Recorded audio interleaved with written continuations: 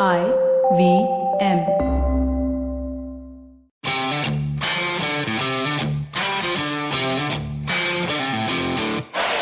Ladies and gentlemen, welcome to episode 33 of the Fighting G.O.A.T. My name is Arjun, aka Mystic Chips, Chipalkatti, joined by my buddy and my dost, Somesh, the Superhuman Kamra. We've got Good morning, buddy. Good morning. We've got tons to talk about today. We're going to get back into the world of boxing, the resurgence, and everything that happened in the fight week that was. But stay tuned. We have lots more coming. We'll be right back after this quick commercial break.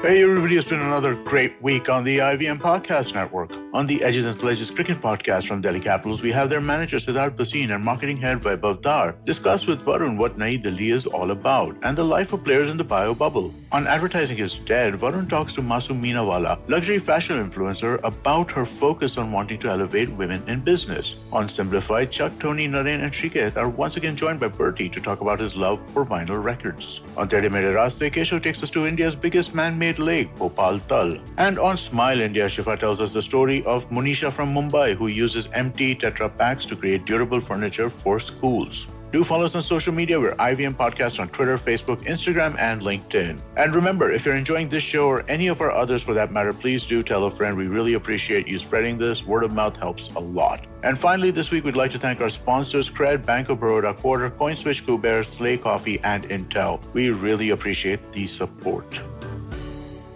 Welcome back to episode 33 of the Fighting G.O.A.T. This is Arjun, aka Mystic Chips, and with the Superhuman Kamra ji. How are you? Happy Monday. Well, Good happy morning. Monday. We have an early recording today because Yes, Mystic sir. Chips is off to the United Arab Emirates to commentate for the Super Boxing Oh, League yes. that's coming up. Yes, How yes, exciting yes. is that? Oh, And it's we all gonna be know good, man. that Mystic Chip loves to fly. In Hey, fact, chal yaar, subah kya? his first investment after making his first million is going to be into a private jet. You know, if it was up to me now, I would travel the world Greta Thunberg style by steamer.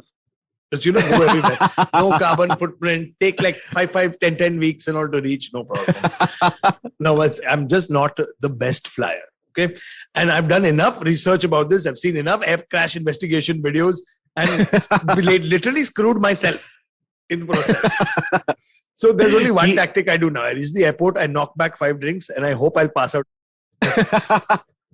Oh God, that is so amazing. Imagine, there's just one flap noise. Holy shit, this could happen. One tire noise. Holy shit, that could happen. That's the problem. No, I always think, and I'm like, ज़्यादा पैसा खर्च करेंगे, बड़ा aircraft चाहिए. That's the honest truth. The lighter the aircraft, मरेंगे the तो साथ में मरेंगे. Correct. मरेंगे तो style में मरेंगे. Style में मरेंगे. No, hopefully that's never going to happen in any of our cases. But yeah, but Mystic Chips No, most is likely off to be killed by a fan. That is the most likely. Or by a hater. You mean- most likely. You mean a fan, like a fan or like a fan? Funka nahi. I mean, like one of our Fighting G.O.A.T fans, because we've finally sent out the merchandise to some of them, and we're going to be getting shout outs on Instagram, but not all of them have got it. Absolutely. So please stay patient, guys. It's coming. So That let's is get so started. awesome. Mr. Kamra, let's get started with the MMA week that was. The last UFC fight Yes. card was slightly overshadowed, though. I think slightly properly overshadowed by the world of boxing. I mean, there Very was true. nothing we could do. We even bet. By the way, Team Chips leads again. Huh? Marina Rodriguez. Oh yes, Marina Rodriguez won. Oh God, yes. You know Yes, what? sir. It was a beautiful decision. I should just quit this game, to be honest. I told you, don't do it. Mat khel. Don't do all this. Don't do all this betting, shitting with me and all. Yeah. Kya kare, sometimes I like these things. Oh God. But in fact, it was not such a bad week for fight fans because, Twitter was not exploding about the Dern and Rodriguez fight, but we had a lot of boxing stuff going on, man. And I was so interested that, and I'm so happy that Woot has finally got the rights for these boxing events and we get a chance to legally see them. But the sad part was nobody knew. Nobody Exactly. knew. They didn't market it. They didn't say a word about it. Woot, so kindly, please promote it, because just to give you some statistics, last year, not even last year, 2019, there were 100 million viewers for the UFC. So yes, we do have an audience here for combat sports. So please promote it. Promote these fights, because you have the official rights to it. I'm sure you'll get a lot of downloads, a lot of subscriptions. We will give you shout outs, and there'll be so much more maza and masti happening. Absolutely. And the thing is that, of course, the world of boxing is very, very different from that of MMA. And then we're going to get into that, in more detail a little later. But just to tell you, what happened was the entire fight card. Of course, I'm sure Dana White had planned it that way. He knew it was going to be colliding with one of the biggest boxing events. And in fact, the world of boxing has had two great events where you had Anthony Joshua lose his titles to Alexander Usyk. And then you had, of course, the Gypsy King, Tyson Fury, defend his belt in fact, this is the trilogy fight, the third fight against Deontay Wilder. How good are trilogy fights, man? A trilogy fight, holy shit. It's so amazing. And the thing is that with them, and this is the third fight. Now, Fury has won all three. And this time, he put a stamp on it by knocking him out in the 11th round. The first two were decisions. And now the trilogy is over. It's over now. And even the first two, there was a lot of speculation that, Didn't he knock him out in the first or the second one? There was a knockout, right? No. There were no finishes in the first and second. He's finished him for the first time. Yeah. Wow. So the thing is that it was competitive the first and second time around. But this time, even Wilder came out looking so good. Can you imagine dropped in the third round, he dropped the Gypsy King twice. And there has been a lot of speculation as to why the referee counted slow. Yeah, he was like 1, 2, and okay. So the thing in boxing is that even if the referee is separating the other fighter away, the minute the fighter goes down, the corner, the table there's a guy who's already doing the count. And then the referee talks to him for the count and then gets to that count. Because if the referee doesn't have time to do the count himself, he goes to somebody else is doing the count for him. Correct. So by that logic, I can understand, Wilder had those two knockdowns and the King was hurt badly.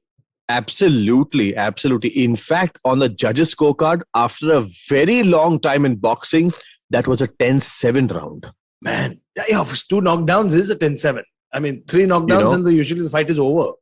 The fight is over, yeah. We've seen that. So much happening, because we even had Joshua versus Usyk, and that went down in a crazy manner.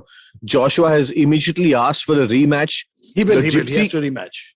The Gypsy King has offered to help Joshua for this one. And Usyk, on the other hand, is saying that Joshua is overhyped. He's not as good as what the world thinks and what he thinks. So such strong statements coming through. It's kind of funny, because in an interview, Usyk also said... It's true also. No, I don't believe that, because in a statement, Usyk also said that there were moments in the fight where Joshua hit me so hard, I didn't remember where I was. So, look, man, you're dealing with some of the best heavyweight boxers in the world. But you know what happens? Sometimes you even want to market it and you want to respect your opponent. It's like the Gypsy King saying, that, he did hit me. Fury did hit me. I did go down. Wilder. Wilder did hit me. I did go down. But I had that split second where I said, listen, I'm going to get back up and I'm going to knock this guy out. Yeah, that's the toughness. Nobody questions the toughness of these guys, but that's gut instinct also. It's just thing. At heavyweights, you play that game. In MMA, in boxing, in anything, the knockout power is there. It's always going to be there. When Andy Ruiz Jr. knocked out Anthony Joshua, the world was in shock. When Joshua got knocked out by Andy Ruiz, and Andy Ruiz is this, Roy Nelson looking big, fluffy guy who just knocked him the F out. But ladies and gentlemen, that's the thing. When you're a heavyweight and you're big and you're like Tyson Fury, people are like, oh, Tyson Fury has a big dad bod. I'm like, Abe Saleh, that dad bod will put you into tomorrow. Because that's what real bodies look like. At 6'7", 277 pounds. That is what it looks like. And they move that way. And their cardio, my God, the cardio, in fact, in almost all aspects, we saw the fight on Woot. In almost all aspects, to be really honest, Tyson Fury just looked too good. In fact, it was after round 3 where I personally felt Wilder was slowing down. He was hurt, and he just got taken apart post the 5th round. It was just, very sad to see that. However, the news is that Wilder has fired his coach for not throwing in the towel, by the way. Really? I don't believe that. Yeah, he has. He's Wow, fired that's his coach crazy. for not throwing in a towel. And I mean, an argument can be made in that department because, coaches will push their fighters to go harder and harder. But, Correct. that's a conversation for another time. But my point is that it was an accumulation of strikes. It's not like he got knocked out by one shot. He was getting tagged by these bombs. He got hurt many times. He was wobbly through. I think after the 5th fight, he was gassed. And also him being gassed is a function of getting beat up, getting hit. Yes. And he was constantly getting hit. And of course, but Wilder had his moments. He scared the Gypsy King. I mean, to knock somebody down twice in one round is a big deal. Well, but the Gypsy King comes in with that Hiri Prohaska kind of mindset, where he really, he did knock him down, but somehow I felt it didn't shake his mindset. It didn't shake his mindset. Well, after, the Gypsy King was giving these short uppercuts in the clinch, and we could see that Wilder is physically and mentally breaking out. He was clinching, he was flinching, he was like, dude, I just don't want to be here. After a point of time, I just don't want to be here. And the real game changer came is that when that huge right hand landed in the 3rd or the 4th round, I'm not too sure. It was the first, the second round for the Gypsy King that he knocked him down. That he knocked down Wilder. Wow. Yes. And then in the 3rd was when Wilder got him back by knocking him down twice. And honestly, Tyson did not have his legs under him till about the 5th. Because you can't recover that quickly from 2 knockdowns in one round. And that's why, Wilder put the pedal down in the 4th, trying to knock him out with every shot and gassed himself out. Correct. But, also one very smart thing, what even the commentators, pointed out, that when Wilder was hurt, Tyson Fury did not go for the head. He actually was going for his body and actually gassing him out even further, and his hands were just dropping. I think such smart strategies, such smart strategies. I mean, and they are there for a reason. And another smart strategy that you see, firstly, that people who didn't see the fight, in the heavyweights in boxing, you can be at any weight and fight once you're above the limit. The difference in weight between the two was Wilder came in at 240 pounds and Tyson Fury came in at 277. There was almost a 40-pound difference between them. And you could see that in the clinch. And Fury was making Wilder carry his weight. A big tactic. He was leaning on him in the clinch. He made him carry his weight. And that's a great tactic of tiring somebody out. Because every time you do that, you put your weight on them. And you're just like, oh shit, this big bastard is all over me again. Exactly. It was such a smart tactic. Exactly what the women say about you, Chips. This big bastard is on me right now. Well, no, there are no quick reversals there, luckily. But that's such a valid point, because even in the world of boxing, though, the moment you're carrying 40 pounds, and you usually use your hands tend to gas out and they get tired. Shit. I mean, Somesh, you and I, when we do our clinch drills, where we're just going over-unders, in about 3 minutes, you're like, you're dying in 3 minutes after doing over-under clinch drills. Let alone carrying somebody. I mean, imagine, we should actually practice that drill just to show the fans. It's just to show the weight differential. I can lean on you in the clinch and then you have to start carrying my weight. And then imagine that besides the shots coming to the body and the sneaky uppercuts and the rabbit punches. And it's not a fun place to be in at all. Dude, in 30 seconds, I'll be gassed if I have to carry your weight. In 30 seconds. Because it's just my arms that are going to be carrying 115 kilos of, so it's just crazy. I should say 115 kilos of pure muscular mountainous frame of yours. Enough embellishment. But that Well, being said, he's the Tufan of Lodha. he's the Tufan of Lodha.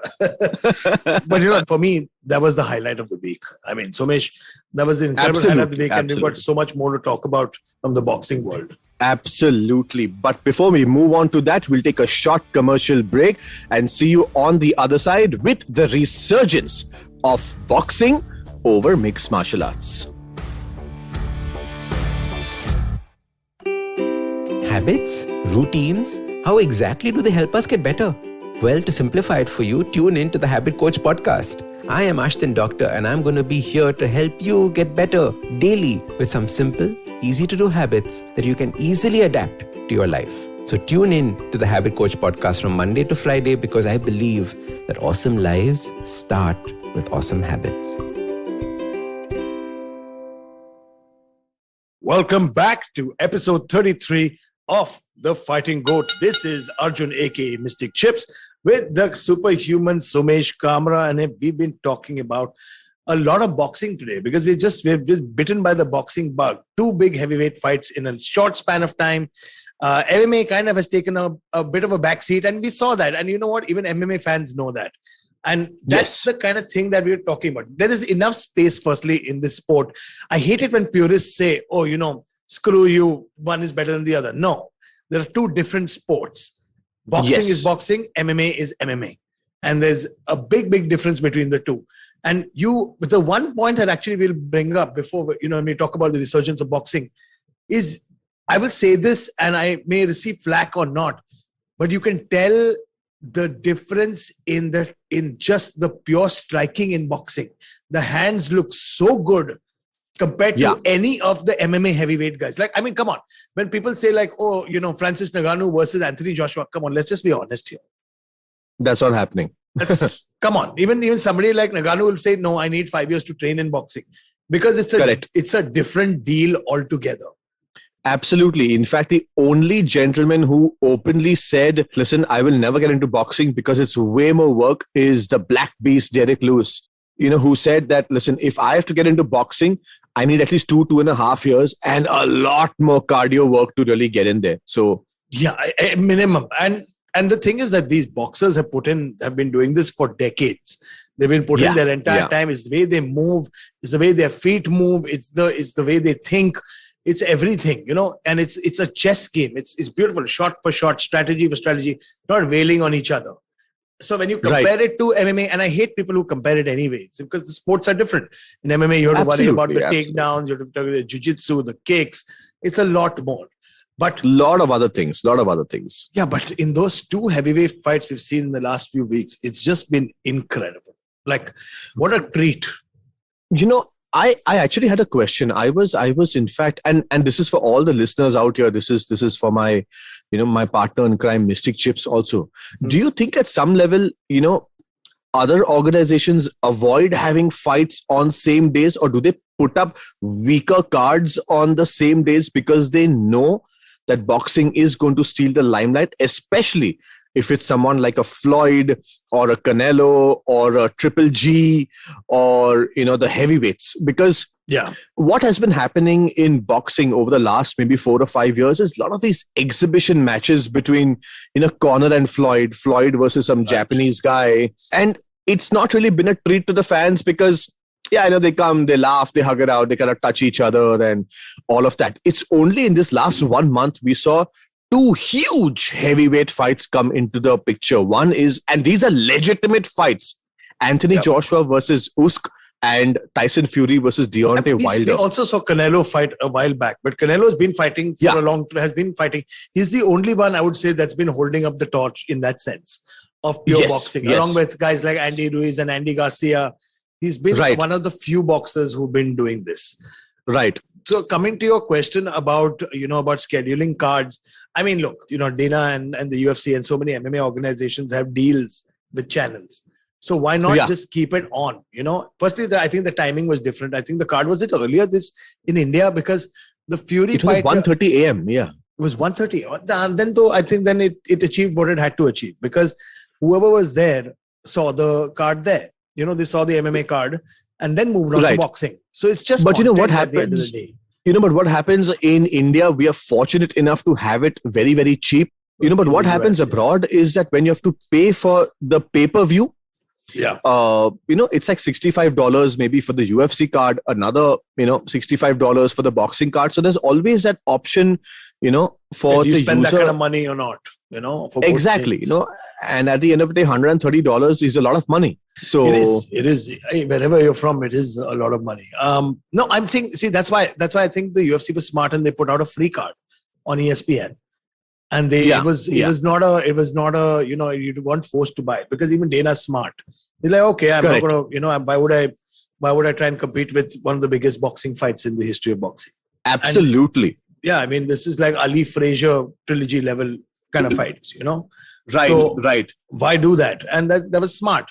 But coming back to our point of boxing, has, like you said, Soms has taken a hit in the past 20 years or so, which absolutely opened the door to MMA, to be honest. It's because of the downfall of boxing in the 80s and the 90s that MMA just started becoming a new sport. People got after something different. People loved what happened in Japan. People brought it over to North America, and then it just took off. And there's no looking back. Absolutely. But I think boxing has I don't know, there's just something, that electricity in that arena. It was different. We have seen Conor headline cards, and we've seen Anderson Silva headline cards, and we've seen the UFC heavyweights fight it out. But then when you saw Gypsy King coming in, and you saw Wilder coming in, and you felt that the gravity of the moment, and you saw the kind of people that boxing also draws, a very different kind of people. It also draws a different kind of money. In fact, just a fight purse for these two was $55 million for the Gypsy King and $40 million for Wilder. And this was just the fight purse, not including sponsorships, not including the pay-per-views. That's only for them, not the rest of the card. Them. Yeah. Oh my God. And what you said was so apt, that there's just a different electricity. There's a different environment when boxing comes on, and again, the heavyweights are the cream of the cream. But, we also have people like Canelo. We have Loma, who's out there, Manny Pacquiao, who just retired. But these guys are guys who bring in the money. They bring in the sponsorship. They bring in the crowd. Globally, people want to see them, So I completely agree with you. There's a different level of intensity, different level of electricity when it comes down to boxing, because it's not a very difficult sport to even understand. When somebody's watching boxing, yes, it's just a simple show of hands. Again, when I say simple, I'm not saying simple to do. I mean, no, man. It's not a very complex sport to understand. But whereas in MMA, what happens, when people go on the ground and they're doing their jiu-jitsu and they're trying to choke someone out, a layman may not even understand what's happening, and maybe that is why MMA took some time to pick up. Exactly. And that's a good point, because a lot of people, they just want to see, especially casual fans, they're like, oh, when is the beating going to begin? When is he going to hit him? When is he going to snap? When is he going to sing?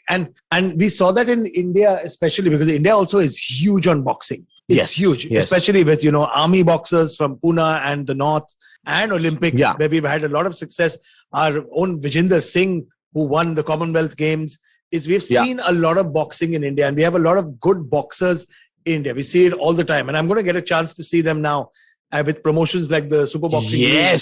Holy shit, I can't wait for that. Oh man, that are doing cards abroad and giving a lot of it. Neeraj Goyat is fighting as well on the same card. I think he was supposed to fight Amir Khan, right? He was supposed to fight Amir Khan, but I think, that fight still needs a lead up.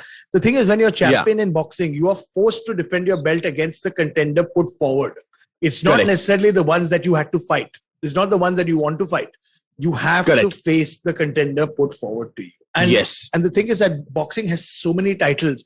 They're the Ring Magazine titles, the WBC titles, the WBO titles. There's so many titles and so many weight classes where there are so many belts across that, that boxing became a little muddled. But there is nothing clearer than the king of the world when you talk about a heavyweight title.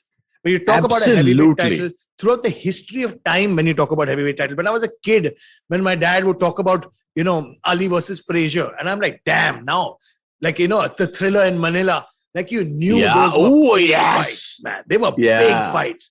So it's the gravity that a heavyweight boxing fight brings to the table. Is what I feel. And I think with the more of these guys duking it out now, with more and more characters like the Gypsy King who are holding the belts, they also, have you noticed that they've actually been working hard at promotions as well now? Like Yes. they're really promoting it.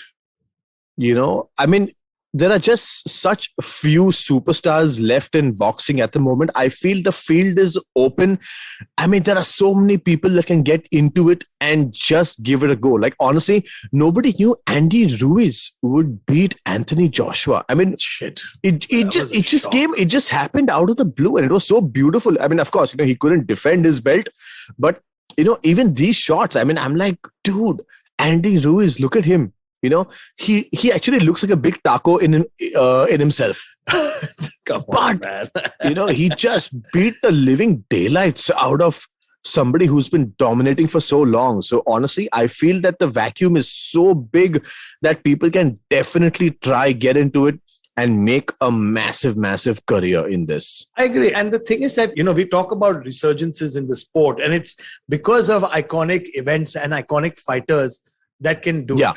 It's only the handful of these guys. There's some of the guys in the welterweight and the middleweights, super middleweights. Yeah. And then you got guys like Amir the King Khan, who's pushing it hard in India and Middle East, who's pushing it hard and is getting a fair amount of response and success. MMA, although MMA is growing at a very, very steady pace, there are certain parts of the world where MMA is not growing in a steady place. Like, like, for example, people talk about Muay Thai coming out of Asia, but people also forget that there is so much boxing that came out of the Philippines. I mean, Manny Pacquiao led a generation of kids coming into boxing. Absolutely. In fact, there's a study that says that after Manny Pacquiao achieved the success, there are so many homeless kids who actually took up boxing. There are so many of these kids who were in petty crimes. They got into boxing. Yeah. And of course, they may have not made it to the top level, but they changed their lives. Absolutely. They were not petty thieves or criminals anymore. They became boxing coaches. They went to school. They were eventually doing something with their lives. And I feel that is such a statement. It is such a positive statement, for anyone. Like, even if I change one life, it makes a big difference. Exactly. I'm pretty sure, I'm pretty sure Manny Pacquiao must have changed thousands of lives back home in Philippines. What an example he is. He's one of the greatest champions that we've seen from that part of the world. And the world. Absolutely. And, people still talk about that war with Floyd Mayweather. And how he took it to Mayweather.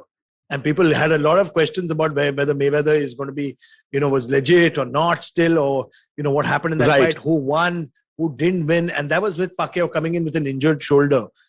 Yes. But, Mayweather's Mayweather. I mean, in his time, Mayweather has even, showed a couple of things to Canelo when Canelo faced off against Mayweather. So coming back to the point was that now you see, like the same way you mentioned fighters coming from the Philippines, we see that influence. The resurgence doesn't necessarily just mean a pay-per-view or viewership resurgence. Guys like Brandon Moreno in South America are training with boxers, and you can see these guys, their hands are getting better. He's from Mexico, I think. Sorry, exactly. Brandon Moreno, there's the amount of Mexican boxers that come out of there. Oof. I guarantee you can see the difference in his hands, the way his hands and his head movement is happening. I guarantee he's working with pro boxers. Same with Aldo. You saw it in his last fight. His head movement, the way he's moving, he's showing that he's been working with pro boxers. And a lot of fighters are getting into this. Because after a very long time, Conor actually said, listen, Aldo has never looked better. He looked so good. After his last fight, and I was like, dude, again, the Brazilians are made of a different cloth altogether. I just wish he'd kicked more though, because his kicks, everybody's like, ooh, it's like a big, it's when Tendulkar used to swing for a six and then miss it. Oh, shit. Like that. Every time Aldo kicks, it's like that. But you know what? In fact, that's a very valid point, because maybe the kicks had changed his game. And now, since he's training with boxers, he's kind of a little more planted, and he's, kind of using his head movement and his hands to really win fights. Maybe it's a strategy. I don't know. But whatever it is working for him. It is. And the influence of boxing will never, ever go away. And I feel with more of, the resurgence is happening in the heavyweight division. There's a lot of new stars in the lighter weight divisions, the middleweight division, the welterweights. I think we have a lot more of boxing coming into the sport of MMA. Okay, forget the sideshow bullshit. Forget the, the Jake Paul's doing whatever they're doing for the exhibition matches. It's fight nights like yesterday and, Usyk versus Joshua that reminds us of the beauty and the purity of real boxing. In fact, what you said is so spot on, because the purity of legitimate boxing has only come in this last 1 month, where we were tired of seeing these exhibition matches. To be honest, I didn't want to see a Jake Paul versus a Tyron Woodley. These things don't even matter. There was the Paul brothers versus Ben Askren, and I'm like, these guys are calling out. And Mayweather versus Logan Paul. Good for Mayweather. Seriously, take the check, no problem. But it's just, come on. Even there, he carried him. You know that, right? You saw that left hook and landed on Logan. Logan fell, and literally Mayweather was carrying him, holding him up. Ye le beta. Kursi pe बैठ. चलेगा और 3 round चलेंगे. चलो करना है. Even with, when we saw Silva and Belfort win on the last fight card. Great. I'm happy for Anderson Silva. I'm happy for Vitor Belfort. But again, say Anderson Silva facing Tito Ortiz, or Vitor Belfort facing a 58-year-old boxer legend, Evander Holyfield, on a 5-day notice. You put that up against any of the new crop of middleweight boxers. Let's just be honest. It's going to be lights out. In fact, what you said was so apt. You said, ki chalo beta, hum log 3 round aur khelte. Yeah. Now, I was seeing a documentary on Netflix where Mardy Fish was at the peak of his career. And when he went international and he was facing the likes of Roger Federer, Nadal, Djokovic, he suddenly realized that a number one in America doesn't stand a chance versus these guys. Okay. And when I say doesn't stand a chance, there was a time where he said that, Roger Federer was beating me 6-0. And in the second set, it was 3-0 or 4-0. And Roger Federer realized that the crowd was getting a little impatient because it was getting over so quickly. He was actually playing longer volleys. He was playing longer rallies. Actually, on purpose. On purpose, he was dragging the game on longer so the crowd could enjoy. Now, I have seen Serena Williams take out people in 30-31 minutes, when the audience is paying, $150, $200, they want to see mega stars really perform. Tennis is more. You pay at Wimbledon and all. Firstly, their tickets are in thousands of pounds sometimes. Exactly. So, in fact, when a lot of critics said that Floyd could have finished McGregor in like maybe 2 or 3 rounds, but because he's a businessman, because he wants to put up a showcase, he dragged it for that long. Exactly. I felt yes, it could have happened, but I was in denial and saying no, it's not. McGregor is good, and professionals don't do that. But at the end of the day, you're also a businessman, and that separates the mega stars from the stars. Very true, and very, very. And Floyd. Floyd may have just pulled it on with the intention to just showcase and give the fans what they want because they have paid for it. Now that you're saying this, the more I think about it, you go and you look at the fight, the entire fight, which lasted 10 rounds. He had Conor hurt basically from the 6th round onwards. And he could do whatever he wanted to do, but he was just hanging back. He took a few shots also, like, chalo, theek hai, let's make it competitive. Let's make it competitive, see what happens. And I think it's also a function of, we saw this with cricket also. When you see this with lower level teams, when India during the 90s, when it was during the, the Tendulkar era, and India was untouchable in that batting department. We still are untouchable because we're still one of the greatest teams in the world. But the rest of the world hadn't caught up yet. Like today, Bangladesh can upset you because Bangladesh is damn good too. In that sense, they reached a point where they're good now. But when there was a big disparity, like a Bangladesh took on an India, and India was like, kya hai, pakrai types, They would not hit every ball for 6. They would hit every ball for maybe tuku, make it competitive. Don't be that uber aggressive. So I think it's a strategy used across sports. Yes, absolutely. You know what? So, it's typically like, when the teams are playing really well and they know that, yes, we are through to the finals. Sometimes the quarterfinals, they give somebody else a chance. Exactly. It's to actually try out the B team. Now, here in the sport of MMA or in boxing, you can't replace yourself. But at the same time, instead of being very aggressive and finishing it off in 2 rounds, they say, let's just hang back. Let's give the people what they want. I know I'm going to win, but let's just give the people what they want. And that is maybe it's the sign of a mega star. That's true. I mean, I agree with you. I mean, but tell me something. Do you agree with this one point? When Anderson Silva fought in Abu Dhabi for the first time against Damian Maia, and Damian Maia was butt scooting. There was nothing Silva could do. He kept saying, get up, try and make a fight out of it. Now, people criticized him saying that, listen, you're the greatest of all time. Why didn't you finish the fight? Correct. And he said, I've come to Abu Dhabi for the first time. I'm trying to tell my opponent in Portuguese saying, get up, let's make a show out of it. You're looking like a fool doing what you're doing. Make a show out of it. Whether you're going to lose anyway. You're going to lose anyway. You're going to lose. Correct. But lose in style. Correct. But you know what? In this case, what happens? Damian Maia is not a guy who can match up to the showmanship of Anderson Silva. No. I mean, look, it's I agreed he cannot match up, and that's why the blame fell on Anderson. Saying, but again, how long can he do that? Because every time Anderson came close to him, he just used to drop. Correct. And also, I do believe Dana White was very, very critical about that fight. And he's like, Anderson should have finished it. I didn't expect this from Anderson and stuff like that. Correct. But at the same time, everybody knows what Damian Maia can do off his back. And you don't want to get into that trap because maybe there's a 1% chance that he could pull in one of those arm bars or a triangles and he could actually end your reign. I'm pretty sure Anderson Silva didn't want to take that risk, and he said, listen, let's get up, let's put on a show for the fans. Exactly. But Damian Maia putting up a striking show versus Anderson Silva is pretty much, it's pretty much like, Tendulkar batting on one side and me batting on the other side. It's exact. The thing is that it's a horror story. It's a horror story because you saw that moment. I remember the moment in that fight when Silva started opening up with leg kicks and body kicks, and you could see the terror in Maia's eyes. All he could do was flop down. Like, Pacquiao, please come into my guard and make a mistake. Please, that's all he could do. It's like you said, it's like a young bowler bowling to a prime Tendulkar. Correct.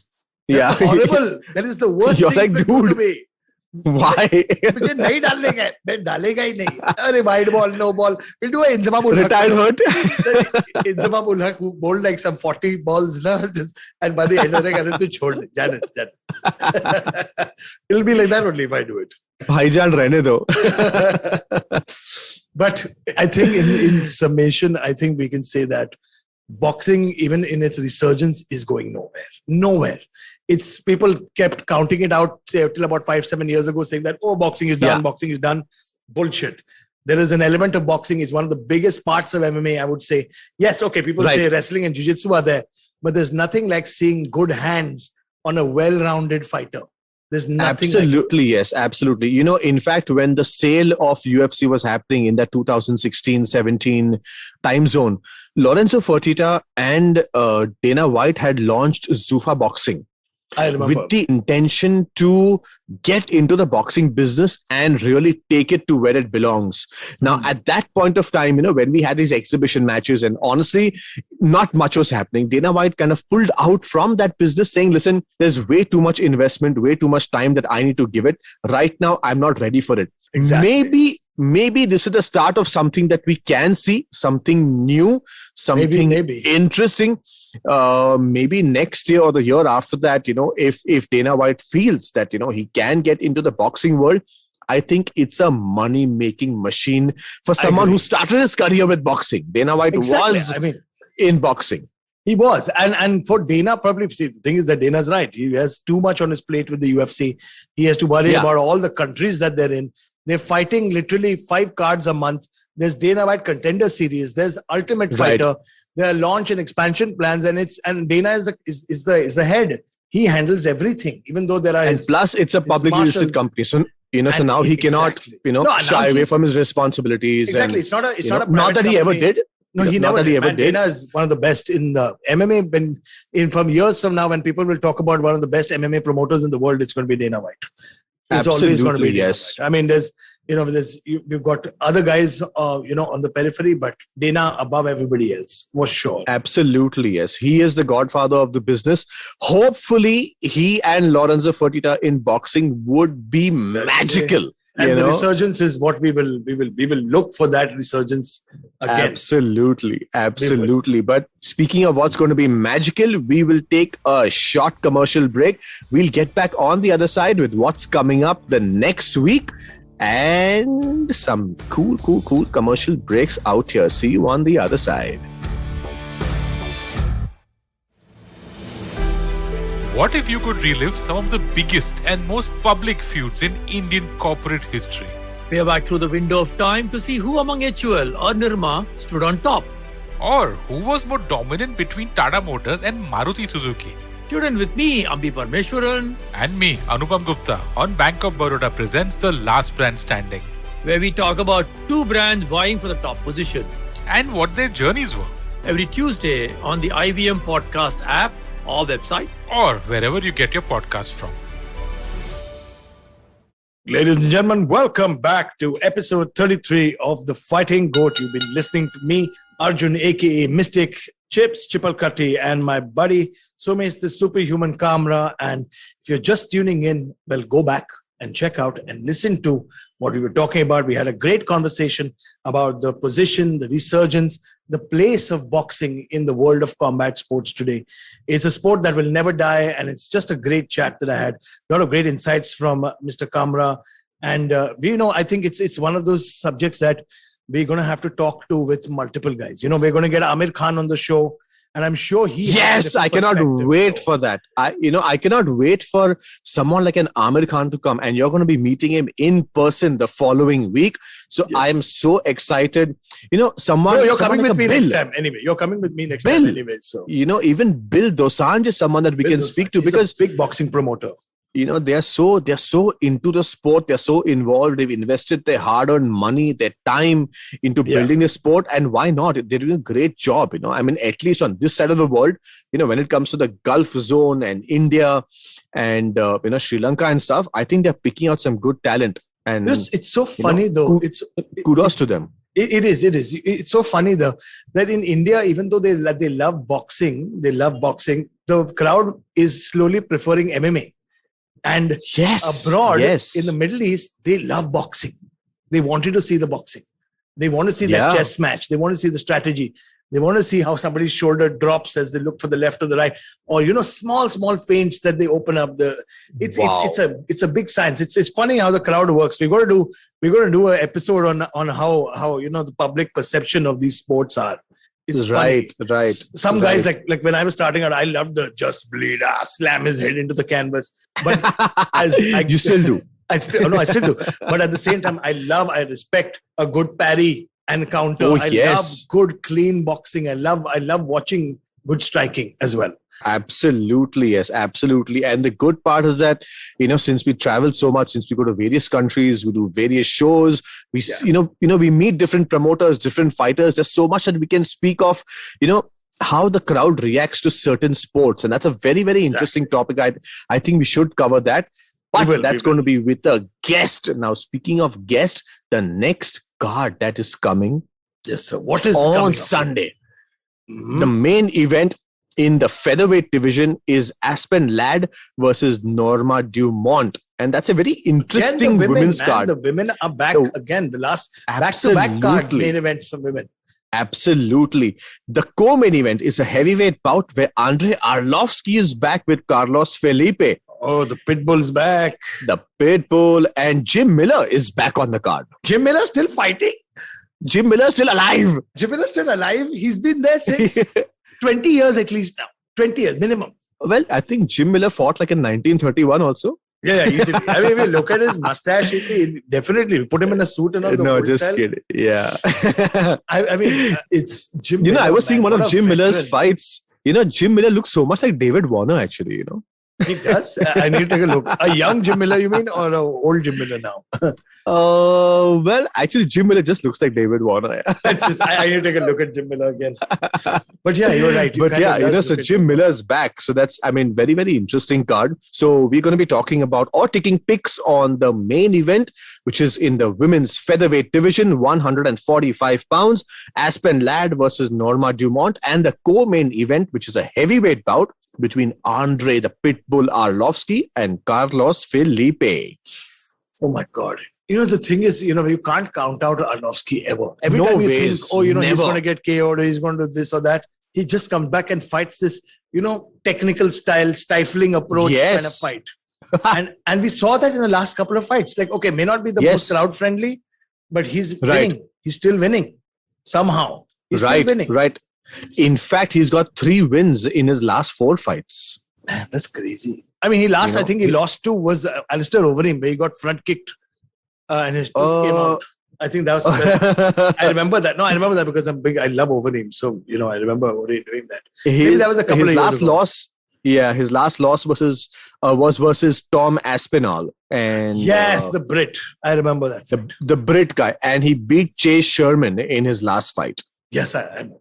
And so now he's got, Carlos Felipe is, anybody in that heavyweight division is tough, man. And we say this all the time. But I think I'm going to side with the Pitbull. I'm going to go with Arjun and Somesh. I'm expecting a technical performance to shut down, a smart fight at the end of the day. Right. But you see, Carlos Felipe is on a 3-fight winning streak. He obviously is he's looking to build his record. Very, very difficult for us to pick, or at least me, because, in the heavyweight division, it just takes one clean punch to put the lights out. So True. I think for this one, even though I love Andrei Arlovsky, I'm going to go with Carlos Felipe on this one. Okay, so you choose Carlos, I choose Andrei Arlovsky. And main event time, brother, what are we picking? Is Aspen Ladd versus Norma Dumont. This is tough, actually. Yeah, it is. And it's in the featherweight division. You know what the good part is? There's so much happening in the bantamweight and featherweight division. And both those belts are held by one queen. That is Amanda Nunes. So it's all building up to that lioness. Yes, it's all building up to that one person that they all are looking out to. Like you've said in the past, the difference between Amanda and everybody else is so huge. I don't know who's going to be the number one contender anytime soon. But Aspen Ladd versus Norma Dumont, I think I'm going to go with Aspen Ladd. Oh, very interesting. Norma Dumont is on a 2-fight winning streak. She's beaten Felicia Spencer and Ashley Evans Smith. Wow, those are actually big names. Exactly. So are you still going for Aspen Ladd? Well, considering my winning streak is still active, so why not? Yeah. Are you sure you want to pick who you're picking? Well, in this one, to be honest, Aspen Ladd, excellent fighter.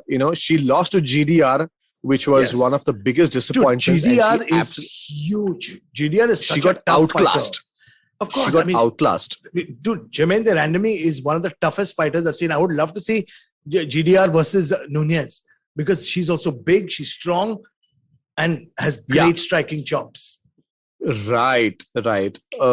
Aspen Ladd's last fight was versus Yana Kunitskaya, and she won that, which is a very, very tough fight, but still she won it via TKO. So excellent fight. I don't know how it's going to go, but I'm leaning more towards Aspen Ladd, to be really honest out here. Until you can change your picks by Saturday. I'll give you that option. Well, we can change our picks by Saturday, but you listeners can also not change your picks, because the moment you hashtag us, tag us, that is set in stone, because you guys can get a chance to win some exciting Fighting GOAT merchandise. OG Fighting GOAT merchandise is ready, guys. Our fridge magnets are here. Our t-shirts are here. And they are going to be coming right to you if you make the right picks. Agree with us, disagree with us, whatever it is, tag us, hashtag us. Arjun Chips and me, Somesh Superhuman Kamra. My handles on Instagram are somesh.kamra, and on Twitter, it's somesh_kamra. Chips, hit your handles. And on Instagram, I'm at Arjun Chips, and on Twitter, I'm the Mystic Chips. Yes, and tag IVM Podcast on all social media handles. For more content, more fun information, please log on to ivmpodcast.com. Check out all their shows. Do not miss the Fighting GOAT and all the exciting content that we get to you. Until next time, we are going to see you with some exciting content. Chips is going to record the next episode from Dubai. Yeah. Hopefully, we'll have Amir Khan or Bill Dosad. Hopefully, a special guest will be there with us. He's going to be recording from Dubai. We are going to be here in the IVM studio. So until next time, take care of yourself. Get the jab, because this jab does not hurt.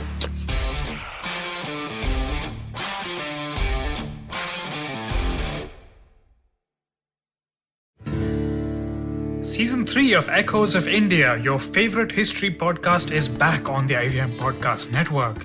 I'm your host, Anirudh Kanasetti. Join me on a journey through the wonders of early India as we explore the centuries between Buddha and Ashoka with critical research, empathy, and great storytelling. Along the way, you'll hear from all the vibrant peoples who shaped our world, from monks and farmers to warriors and emperors. New episodes are out every Monday. Eventually, you'll see the end of your childhood, get accustomed to womanhood, enjoy the experience of sisterhood, might get to wifehood, or not, choose motherhood, or not. You'll learn to define your personhood, earn a livelihood, change the neighborhood, and get rid of the falsehood that life post-academia is easy. So join me, Ritasha, And me, Ayushi, on a journey from station starting point to station, what now? Next station, Pudil station, and hopefully, Agla station, adulthood. Fresh episodes out every Thursday.